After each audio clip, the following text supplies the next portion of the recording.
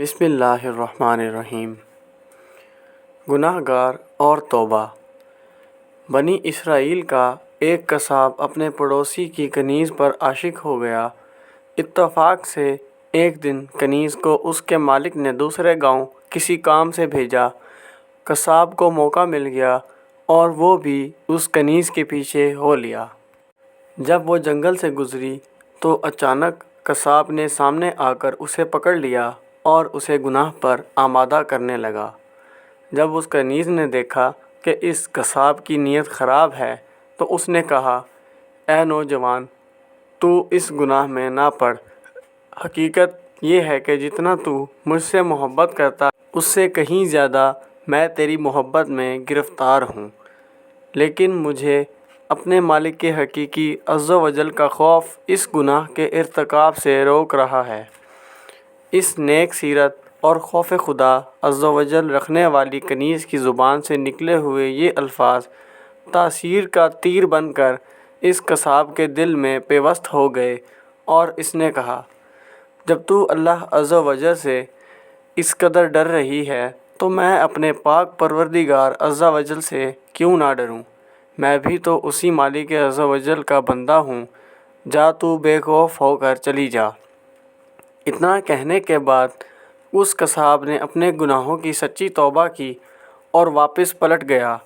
راستے میں اسے شدید پیاس محسوس ہوئی، لیکن اس ویران جنگل میں کہیں پانی کا دور دور تک کوئی نام و نشان نہ تھا۔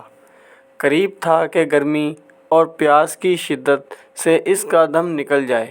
اتنے میں اسے اس زمانے کے نبی کا ایک قاصد ملا۔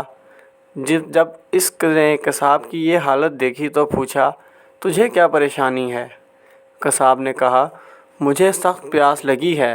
یہ سن کر قاصد نے کہا، ہم دونوں مل کر دعا کرتے ہیں کہ اللہ ہم پر اپنی رحمت کے بادل بھیجے اور ہمیں سیراب کرے، یہاں تک کہ ہم اپنی بستی میں داخل ہو جائیں۔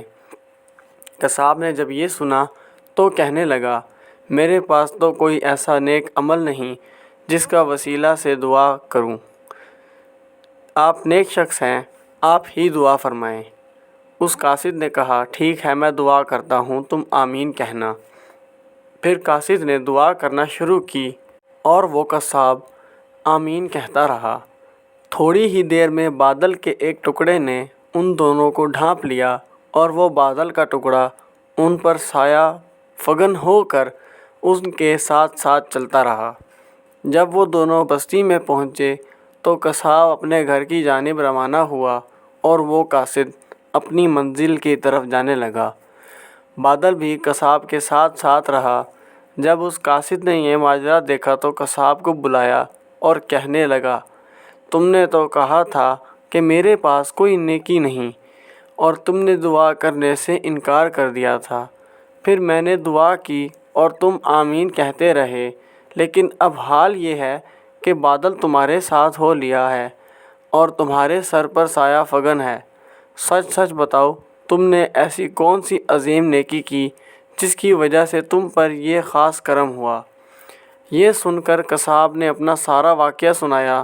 اس پر اس قاصد نے کہا، اللہ کی بارگاہ میں گناہوں سے توبہ کرنے والے کا جو مقام و مرتبہ ہے وہ دوسرے لوگوں کا نہیں۔ بے شک گناہ سرزد ہونا انسان ہونے کی دلیل ہے، مگر ان پر توبہ کر لینا مومن ہونے کی نشانی ہے۔ حکایت سعدی رحمۃ اللہ علیہ۔ دعا ہے کہ اللہ پاک ہم سب کے گناہ معاف فرمائے اور ہمیں توبہ کرنے کی توفیق عطا فرمائے، آمین۔ آپ سب ایک بار درود شریف پڑھ لیں۔ اللہم صلی علی سیدنا مولانا محمد وعلی آلہ واصحابہ وبارک وسلم۔ مزید اچھی ویڈیوز کے لیے، اسلامی کہانیوں کے لیے ہمارے چینل کو سبسکرائب کریں۔ جزاک اللہ۔